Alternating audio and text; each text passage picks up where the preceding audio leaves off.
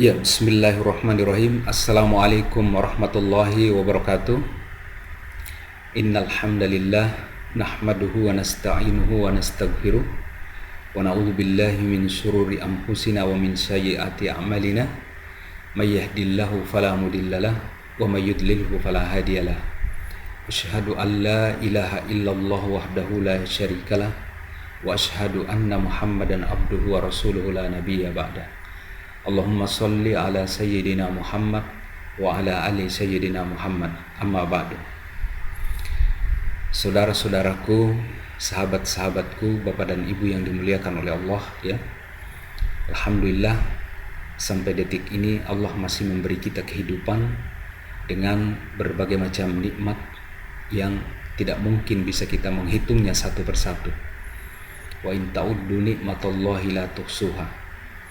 Jadi jika kalian mencoba untuk menghitung nikmat yang Allah berikan, niscaya kalian tidak akan mampu melakukannya.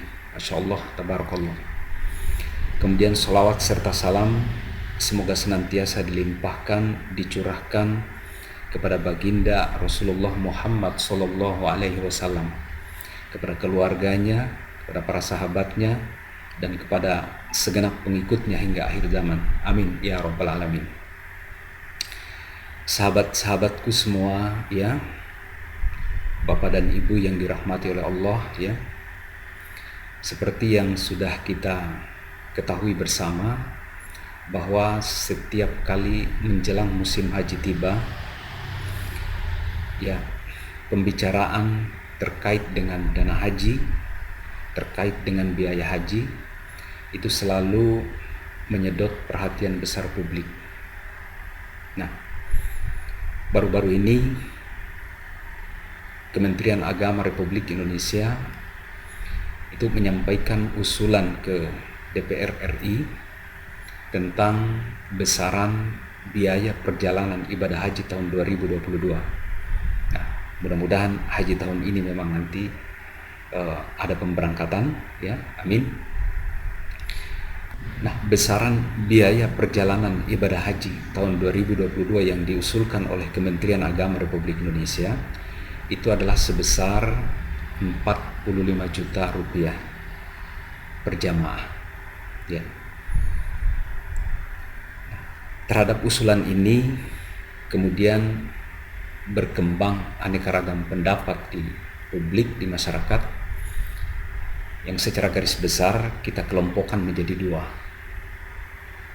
Nah, kelompok yang pertama ini menganggap bahwa besaran yang diusulkan untuk biaya perjalanan ibadah haji tahun 2022 itu sudah mencerminkan rasionalitas perhitungan, apalagi dikaitkan dengan keniscayaan kos tambahan, ya, yang harus dikeluarkan sehubungan dengan implementasi protokol kesehatan yang memang tidak mungkin terelakkan di masa pandemi ini.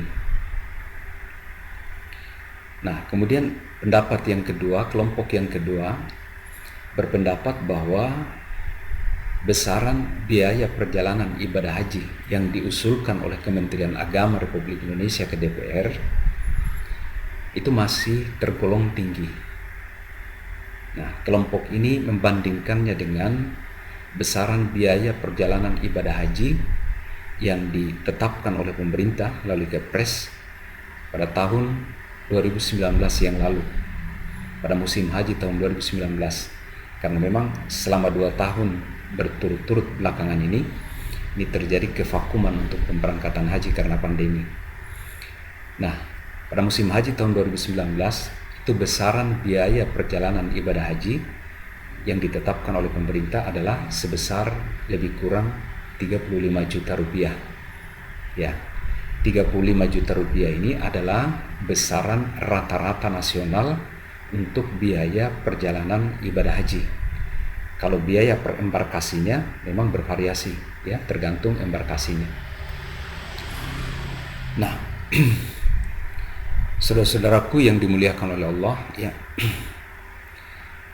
kita semua sepakat bahwa, ya, perbedaan pendapat terhadap suatu hal, terhadap suatu persoalan, itu sebenarnya sah-sah saja, ya, wajar-wajar saja, sepanjang ya masing-masing kelompok, masing-masing orang memiliki argumentasi yang bisa dipertanggungjawabkan. Clear saya kira sampai di sini. Nah, persoalannya muncul ketika dalam perbedaan pendapat itu kemudian berkembang, ya, anasir-anasir, berkembang anggapan-anggapan, berkembang asumsi-asumsi yang lebih condong mengarah kepada hoax, apalagi fitnah, naudzubillahi min dzalik. Nah, tentu kondisi terakhir ini sangat tidak kita harapkan karena memang sangat tidak produktif, ya.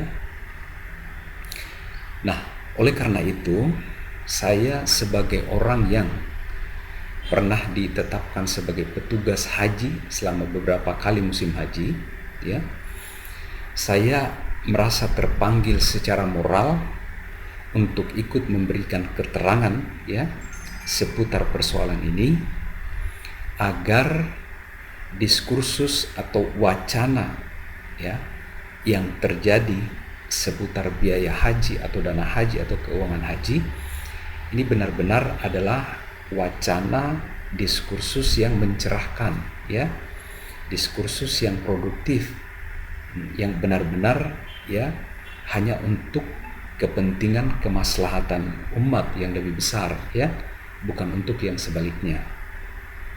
Nah, jadi saya sampaikan lagi bahwa untuk tujuan inilah, ya, konten ini saya buat untuk kemudian saya sebarluaskan ke publik. Nah, saudara-saudaraku yang dimuliakan oleh Allah, ya, ada dua istilah yang perlu, ya, kita tegaskan lagi agar tercipta persamaan persepsi di dalamnya, ya, karena ini penting, ya. Itu istilah BPIH dan BPIH, ya. Istilah BPIH ini memang sudah lama ada, ya, sudah lama ada di masa Undang-Undang Nomor 13 Tahun 2008 tentang penyelenggaraan haji masih berlaku.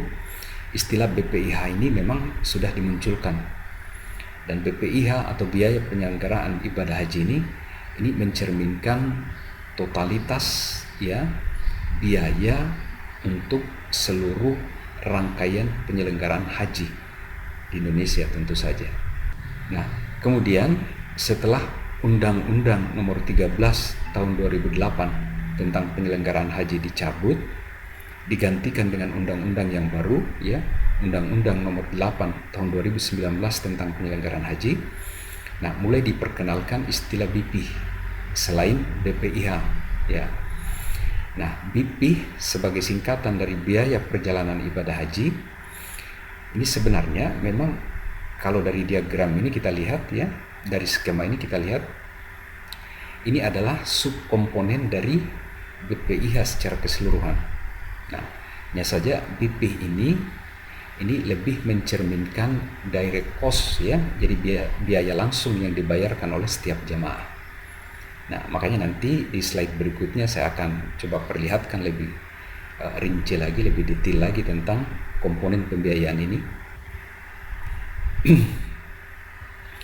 Nah, jadi ini Bapak dan Ibu, ya, kalau kita lihat komponen biaya haji di Indonesia, ya, secara garis besar memang ini terbagi dalam dua komponen besar, ya. Jadi yang pertama itu adalah komponen biaya langsung atau direct cost, yang kedua adalah komponen biaya tak langsung, ya, atau indirect cost. Nah, untuk yang komponen pertama, yang direct cost ini ada dua item terutama, ya. Jadi ini biaya untuk tiket pesawat pulang pergi dan biaya untuk living cost per jamaah, ya. Nah, adapun yang masuk dalam kelompok biaya tak langsung atau indirect cost ini ada beberapa, ya, ada beberapa item di sini. mulai dari pelayanan jamaah di Arab Saudi, kemudian pelayanan jamaah di tanah air, operasional haji di Arab Saudi, operasional haji di tanah air, kemudian dana cadangan. Nah, agar lebih jelas ya komponen biaya ini saya akan tampilkan rinciannya ya dengan mengambil contoh pada musim haji tahun 2019. Nah, karena memang 2 tahun terakhir ini terjadi kevakuman pemberangkatan haji ya akibat pandemi COVID-19. Nah, kalau kita lihat struktur biaya untuk penyelenggaraan haji di tahun 2019 yang lalu ya, kita lihat untuk direct cost-nya per jemaah itu sebesar 35.236.602 rupiah. Seperti yang saya sampaikan sebelumnya bahwa direct cost itu meliputi tiket pesawat pulang pergi, kemudian living cost. Untuk tiket pesawat ini memang ditetapkan dalam satuan US dollar ya. Saat itu di 2019 itu sebesar 2.081 US dollar, yang kalau dirupiahkan itu sebesar 29.555.597 rupiah. Nah, ini tiket pesawat pulang pergi ya. Sementara untuk living cost per jamaah ya, itu dalam Saudi Real ya, itu sebesar 1.500. Nah, kalau kita rupiahkan ini angkanya lebih kurang 5,6 juta rupiah ya, begitu. Nah, pernah memang ada orang yang bertanya ya, kok tiket pesawatnya mahal amat ya, atau relatif lebih mahal tiket pesawatnya. Nah, memang ya ini cukup spesial juga sebenarnya ya pesawat untuk jemaah haji ini ya. Kita tahu ya, kalau musim pemberangkatan haji dari tanah air ke tanah suci itu pesawat itu berangkat dalam keadaan full, tetapi baliknya ke tanah air itu kosong gitu pesawat. Nah, dan kejadian ini berulang lagi pada saat ya kepulangan jemaah dari tanah suci ke tanah air ya. Pada saat kepulangan dari Arab Saudi itu posisi pesawat penuh semua dengan penumpang, dengan jamaah, tetapi baliknya lagi ke Saudi itu kosong. Nah kondisi ini ikut mempengaruhi ya pembiayaan untuk tiket pesawat jamaah haji ya. Nah, dan satu hal lagi yang terkait dengan tiket pesawat ini, kita lihat cukup besar juga ya porsinya. Nah, ini penetapan kosnya ikut dipengaruhi oleh fluktuasi harga bahan bakar pesawat aftur ya. Nah, dan ini skalanya skala dunia ya, bukan skala lokal begitu. Nah, selanjutnya Bapak dan Ibu ya, kalau untuk direct cost-nya sebesar ini tadi, lebih kurang 35 juta. Nah, kita lihat indirect cost-nya untuk penyelenggaraan haji di Indonesia, total indirect cost-nya itu adalah lebih kurang 7 triliun ya, lebih kurang 7 triliun nih total indirect cost-nya ya, dan memang sangat besar. Nah, dengan total kuota jamaah kita lebih kurang 210 ribuan jiwa, maka diperhitungkan indirect cost per jamaah itu lebih kurang 34,7 juta ya, lebih kurang. Nah, atau dengan kata lain, total biaya penyelenggaraan ibadah haji per jamaahnya, jadi penjumlahan dari direct cost dan indirect cost per jamaah itu adalah sebesar 70 jutaan per jamaah. Nah, 70 jutaan per jamaah. Ini adalah biaya penyelenggaraan ibadah haji untuk yang haji reguler yang saya sampaikan ini ya.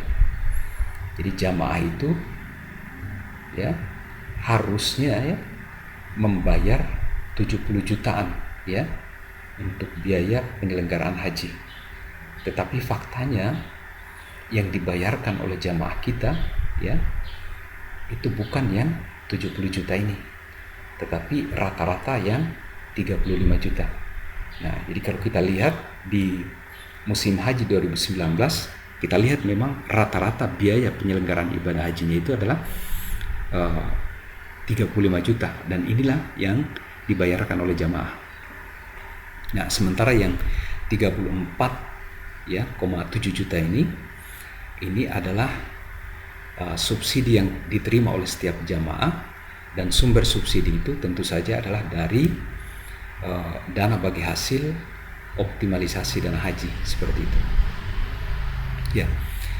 Selanjutnya Bapak dan Ibu, kita lihat ulang ya usulan BP ya tahun 2022 yang disampaikan oleh Kementerian Agama Republik Indonesia ke DPR RI untuk dibahas lebih lanjut bersama dengan beberapa stakeholder terkait. Nah, termasuk di dalamnya adalah BPKH di Badan Pengelola Keuangan Haji. Nah, seperti yang saya sampaikan tadi ya, bahwa usulan yang disampaikan oleh pemerintah atau Kemenak RI itu adalah lebih kurang 45 juta. Nah, kalau kita bandingkan dengan musim haji tahun 2019, saat itu ya biaya perjalanan ibadah haji itu adalah sebesar 35 juta rata-rata nasional. Nah, ini artinya dari 2019 ke 2022 ya 2 tahun ini ada kenaikan sebesar 10 juta ya dalam 2 tahun, atau dalam 1 tahun berarti rata-rata kenaikannya 5 juta dalam 1 tahun. Nah, sekarang ya saya komparasikan dengan kondisi di tahun 2018. Kebetulan 2018 saya berangkat haji, nah juga sebagai petugas saat itu ya. Di 2018 ya besaran rata-rata untuk biaya perjalanan ibadah haji itu adalah sebesar 30 juta di 2018. Nah, di 2019 seperti yang saya katakan tadi itu menjadi 35 juta. Jadi naik 5 juta dari 2018 ke 2019. Nah, ini artinya ya saya hanya ingin mengatakan bahwa besaran yang diusulkan oleh pemerintah sebesar 45 juta ini kalau kita lihat kenaikan per tahunnya itu sebenarnya memang 5 juta juga kenaikannya. Ya. Nah, oleh sebab itu dalam perspektif pemahaman saya, nah besaran ini meskipun sekali lagi ini adalah usulan, ini adalah besaran yang sudah mencerminkan rasionalitas perhitungan. Ya, seperti itu Bapak dan Ibu ya.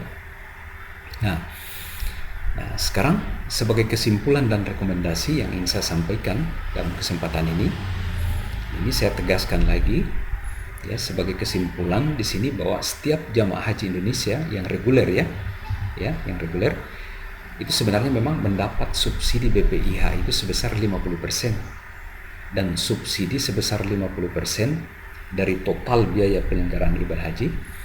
Nah, sumber subsidinya itu adalah dari dana bagi hasil optimalisasi dana haji. Nah, jadi ini artinya ya dana haji ya setoran-setoran dana haji dari setiap jamaah itu ternyata ya dikelola dengan baik oleh pemerintah, dan evidence base-nya jelas lah ya, evidence base-nya jelas, sangat jelas. Nah, kemudian yang kedua ya, nah ini yang bersifat rekomendasi kalau dari saya pribadi. Jadi pemerintah harus selalu memastikan pelayanan terbaik untuk para jamaah haji Indonesia. Nah, baik itu aspek-aspek manasikalnya maupun aspek-aspek non manasikal haji. Nah, saya kira ini tidak bisa ditawar-tawar ya, sebagai salah satu bentuk ya kehadiran pemerintah di tengah masyarakat, di tengah publik, khususnya di tengah jamaah duyufur rahman ya, tamu-tamu Allah. Nah, saya kira itu ya saudara-saudaraku, Bapak dan Ibu yang bisa saya sampaikan. mudah-mudahan keterangan yang saya sampaikan ini bisa memperjelas ya duduk perkara dari hal-hal yang berkaitan dengan biaya haji, yang berkaitan dengan dana haji. Dan tentu saja harapan saya ya dalam hal ini adalah ingin menepis, ingin menutup rapat-rapat ya peluang-peluang munculnya hoax atau fitnah ya terkait dengan penyelenggaraan haji di negeri kita. Nah, mudah-mudahan ada manfaatnya, dan saya mohon maaf yang sebesar-besarnya jika dalam penyampaian ini ya ada tutur kata saya yang kurang pas ya, yang mungkin menyinggung Bapak dan Ibu sekalian. Tidak ada unsur kesengajaan dari saya ya. Billahi taufiq wal hidayah, wallahu muwafiq ila aqwamit thoriq. Assalamualaikum warahmatullahi wabarakatuh.